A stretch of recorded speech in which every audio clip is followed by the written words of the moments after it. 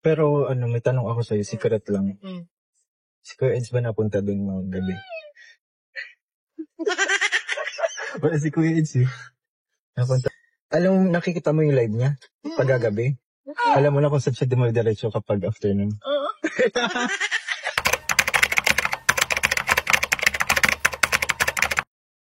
So yun na nga guys, good morning, good afternoon, and good evening po muli. Ito muli ang inyong lingkod guys, no? And ito naman tayo ngayon at meron tayong nabalitaan regarding nga po kay Tinay, no? Si Tinay po ay isa sa mga beneficiaries ni Kalingap Edu, and ito nga sa pag-uusap nila ni Kalingap JJ ay may mga ibinulong ito tungkol sa dalawa, no? Tungkol kay Papa Eds tsaka kay Nanay Viancy daw. Naku po, ayan. So, samahan po ninyo ako guys at hindi na natin patatagalin tong intro na to. Kaya lang huwag natin kalimutan mag-thumbs up at sa mga hindi pa nakakapag-subscribe, pindutin na po yan guys. And tuloy lang po natin supportahan palagi ang buong Team Kalingap sa pangunguna ni Kuya Val Santos Matubang at Edna Vlogs and Kalingap Rob, syempre guys. And mega love shoutout po sa inyo lahat. So, let's go! Cause I don't give a fuck what you say. Tinay, kumusta sa apartment? Okay naman po sa apartment. Wala Medyo nananaba na sila. May nananaba? Wala nagkakasamaan ng loob. Wala nagkakasamaan? Ano ka? Alam nyo na kung sino yung nananaba na sinasabi ni Tinay guys. Si Nanay Viancy, sigurado yun. Puro kulitan na lang baga sa apartment. Wala mo, gusto ko i-emit doon. Walang Naging KBB yan. nagpatugtog nga doon. Mhm. Ano sa kanip? Ano baga? Sa bahay ni Kuya. Gusto nyo din sumali sa sa KBB. Second batch kayo. Sama ka sa KBB. Mga dami doon tas. Kumusta pala dun sa inyo? Sa apartment. Okay lang po. Ayos na ayos baga. Parang lahat kayo ata lumalobo dun Alam mo na yung iba. Nandun na. Nag-ano yung iba ay Iban kay Tina, wala. Kuya? Wala tong walang talab to dito sa... Pag magiging mataba, hindi man tinatalab Ay! yan. Di tinatalabahan. Tinatalabahan. Yung dalawa nag-judge. Sino? Yung nanay? Ay, oo. Nag-jogging. Saan nga guys, ang tinatawag pala nilang nanay sa kanilang apartment guys ay si Viancy. Ang tawag naman nila kay Edu ay tatay. Nako, sila pala yung mga anak ni na Edu, no? Ngayon ko lang nalaman yun guys na pati sila ay tumatawag ng gano'n. Nakala ko yung mga beneficiaries or yung mga na-scout lang ni Viancy ang tumatawag na mama sa kanya. Pati pala itong mga beneficiaries na Kalingap Edu guys. So tuloy. So nagja-jogging na pala sila. Ba? Kayo? Oo. Nagja-jogging? Bakit kayo nagja-jogging? Sama na lang. Pakabawas ba? Bakit? Parang hindi naman mo kailangan ng jogging Oo, kasi sabi ko. pasilim ka naman. Sabi ko nga, hindi ko na kailangan mag-jogging. So, Tapos sabi nila, samahan kami. sino nag-aaya? Sino nag-aaya? Nanay na. Ba't nag-aaya ng jogging? Si nanay talaga nag-aaya mag-jogging. Ay, nagja-jogging. Ba't ngayon nyo lang na napansin yun? Hindi naman mo kaya sa si Viancy? Hindi nataba sa mata kayo. Hindi nataba. Yeah. Actually, hindi naman talaga mataba si Viancy. Kumbaga bagay naman sa height niya, yung weight niya. Hindi pa naman sobra, di ba guys? Kumbaga sakto pa. And yun nga, sabi ni Kalingap Edu, hindi naman daw mataba si Viancy sa kanyang mga mata. Ibig sabihin nito, sa bagay, nabanggit na ulit ni Papa Eds yun dati guys, na kahit tumaba pa si Viancy, ay wala lang sa kanya. Kasi nga, di ba, yung mama ni Viancy. So may posibilidad na maging ganon din si Viancy soon. Yun yata yung pinag-worry ni Viancy kaya siya nagyayaya na mag-jogging. Kanya nga lang, paano sila papayat ngan guys? May nabalitangan ako. Madalas naman daw na nagdadala ng pagkain itong si Tatay Edu sa kanila. Nako. Tama. Baka self-conscious na siya kasi nasa college life na lang siya. Yes. Tsaka may pinaghahandaan kasi. Baka may Okay. Baka may pinaghahandaan yung dancing. Ano nga yun? Di ko din alam po eh. Ano nga daw ang pinaghahandaan ni Viancy kaya nagpapapayat guys. Ako hula ko sa kanyang sa kanya syempre sa dipo niya, di ba? Kailangan feeling niya yung sexy siya, yung fit na fit. Kaya siguro siya nag-jogging at naghahanda. Di ba guys? nyo nga po, hindi po namin nalapit. Saan? Eme. Eme kayo. Eme. Sa ano yan? Sa Cebu. Sa mata. Yan. Gusto sa magsisabi mo. Tama. Mabilis ba yun? Isang buwan na lang, 30 days na lang ata. Mahirap pa Simula butin yun. ngayon, ha? Mahirap pa buti. Wala nang 30 days. Nako, ano na nga bang petsa ngayon? 17 na ba? So, September 12. So, ano na lang? Kumbaga, 3 weeks, tsaka may kaunting ilang araw na lang. Nako, lapit na. Mahirap pa bulin nga. Talaga kung strict ka talaga, may mababago. Pero, mahirap. Mahirap Pagiging- kadahanan mo. Pagiging ano na Mahirap biglain yan. Sobra. Yes, totoo yun. Oo, pag biniglaman, delikado. At saka pangit, pagka binigla mo yung pagpapapayat, guys, nag-ano yung skin. Kumbaga, nagsasag. Unlike yung talagang pinaghirapan mo yung dahan-dahan lang. Kumbaga, disiplina lang naman yan. Kumbaga, pagka gusto mo magpapayat, disiplinahin mo yung sarili mo sa pagkain. Kaya lang, guys, ang sarap kumain eh. Di ba? Hirap magpapayat. Kaya nyo yan. Delikado yung ganun instant. Baka gusto na maging instant yung bayat. Stand by, delegates yun, guys. Hindi naman masyadong ano siya. Baka kasi natatakot at baka man kagaya niya yung mama niya. Ayun. Wala silang lahi ay yung nataba-tabain. So ilang beses pa. Actually, mga babae naman, guys, kumbaga, minsan hindi sa lahi yan eh. Siguro, ewan ko, pero kadalasan kasi pagka nagkakaanak ang isang babae, kumbaga, nag-iiba na yung figure ng katawan po nila and mas madali na po silang tumaba, no? Lalo pagka yung isang babae, pinabayaan niya yung sarili niya. Dahil gutumin ata sila, guys, di ba? I don't know. Pero yun lang yung aking pagkakaalam. Ay, na-jogging. 2 days pala. 2 days ka pala kanina. Nako. 2 days pa lang pala. Oo, nakita namin yung ibang ano. 2 days, guys. Alright. Sila ko yung iba. Tapos, dalawa silang magkasama. Tapos yung isa. Hmm. Ano man si Patrick? Si Patrick Vlogs. Aba, Din yun? nagja-jogging din si Patrick. Kasi nga gusto niya maging Mr. Glako. Aba, 2025. Kasi si Patrick Vlogs. grabe, okay ah. Vlogs yung barkada natin.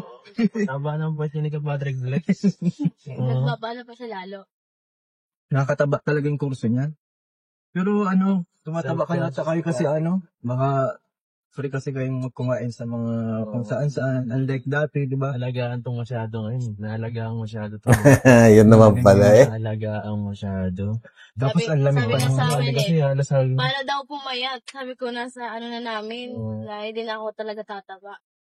Tapos yung silang pakain. Sabi ko, pag hindi ako binang pakain, pusok na ako. Sabay tayong tataba. Yun naman pala guys, mahirap nga naman silang pumayat, no? Especially Biancy kasi nga, sabi ni Papa Eds, alagang-alaga eh. Kumbaga madalas na siya nagdadala ng pagkain at lumalabas pa sila para kumain minsan. And ang nakakaano guys, itong si Papa Eds pala, pagkatapos niya mag-live sa gabi, anong oras na yon? Abay, pupunta pa rin doon para magdala ng pagkain. Aba naman talaga namang alagang-alaga talaga niya si wifey, Grabe. Sarap naman magmahal ni Papa Ed siguro, guys, no? Napaka-sweet. Ikaw nila nga tangi doon tumataba, si Jenny Lynn. Paano bumabad? Paano bumayad, guys? Please comment down below. Nako, Paano huminga, guys? Please comment down below. Hindi na sila hinga kapag mayroon ng event. Paano mabuhay? Uy, sila yan Kasi... Tuling of the bid Parang wala din visa yung magdadyan. Saka hindi man Talag- kailangan ni Bensi magpapahit sobra. At man. Yes. Sakto man lang yung ganung katawan sa kanya. Oo. Yung ganun. Hindi naman siya katulad nung Bata pa siya. Oo, bata pa siya. Ano pa yun? yes, tama yun guys. Marami pang si Biancy. Kumbaga yung natitirang mga baby fats kung tawagin. And kagaya ng sabi ko kanina, yung katawan niya as of now is bumabagay pa naman dahil sa height nga po niya. Pero kung naging punggok siguro si Biancy, tapos ganun siya ka-chubby-chubby, siguro hindi na proportion. So, okay pa as of now. Yan. Hindi na burn. Kasi kung mga edad na siya. Mga tension ko siya. Matigas na yung balat niya yun. Matigas na yung taba. Grabe na. Sunugin.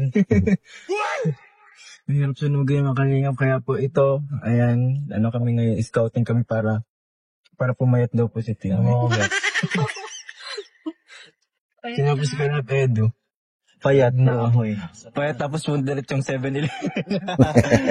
Pagkain na naman yan. Pero ano, may tanong ako sa'yo, secret lang. Ayan na, sekretuhan na. Ba napunta doon mga gabi? Wala si Kuya Eds eh.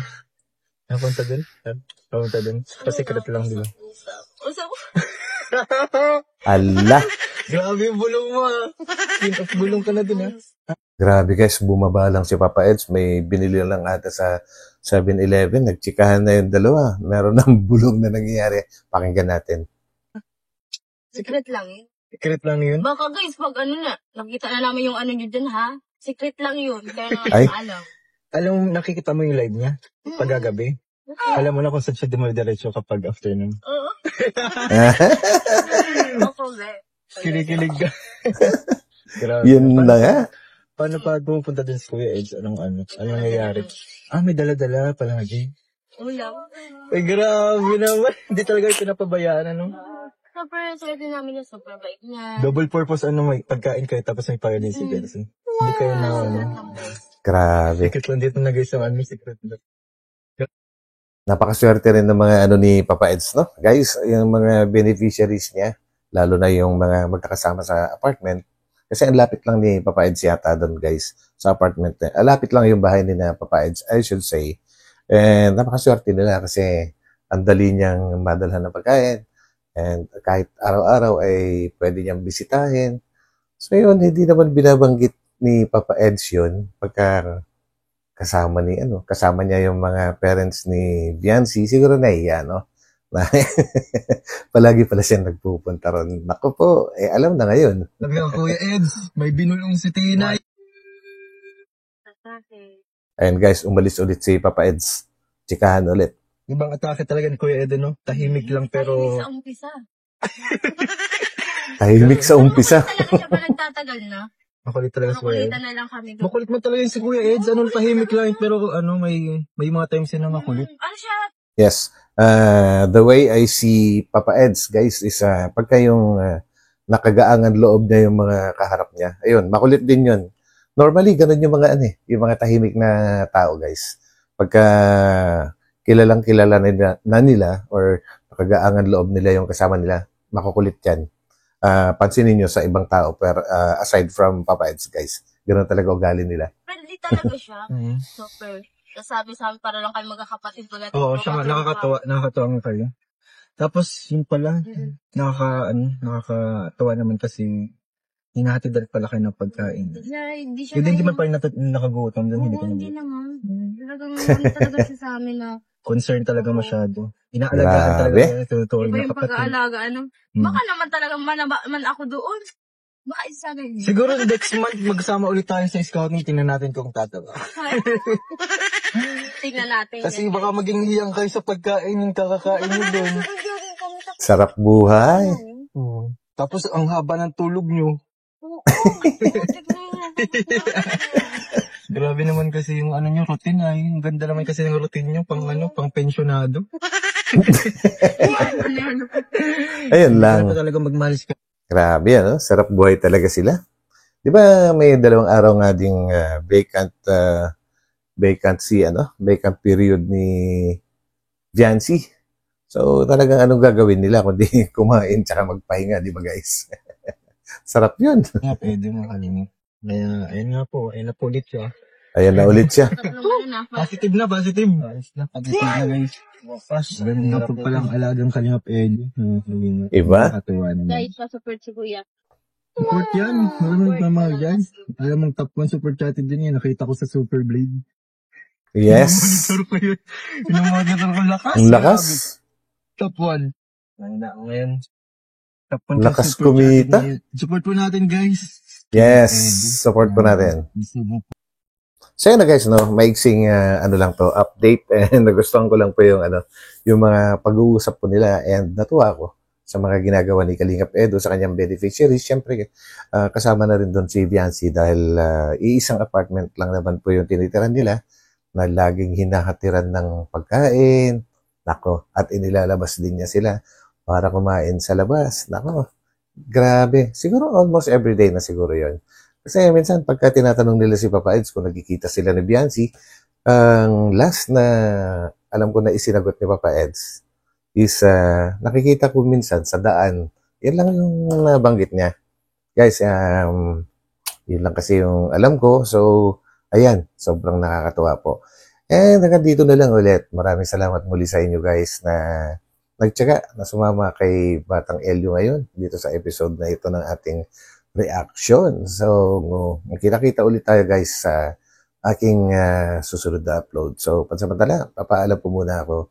So, bye-bye. God bless po sa inyo lahat. Bye.